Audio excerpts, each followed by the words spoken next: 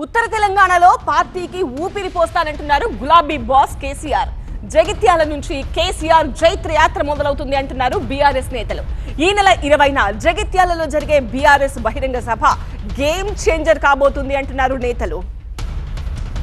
పోయిన చోటే వెతుక్కుంటోంది BRS party. 2023 ఎన్నికల్లో ఉత్తర తెలంగాణలో భారీ ఎదురుదెబ్బ తగిలి అధికారం కోల్పోయింది బీఆర్ఎస్.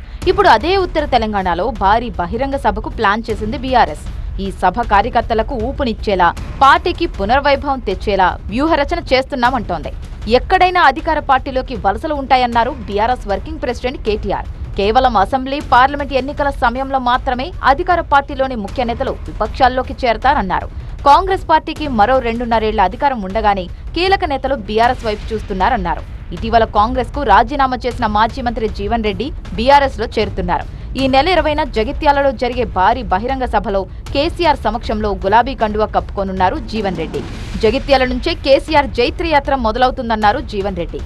ఒకప్పుడు ఏదైతుందో 78లో జగిత్యాల జైత్ర యాత్ర అది జగిత్యాల జైత్ర యాత్ర చర్చలు ఉండమ్మా.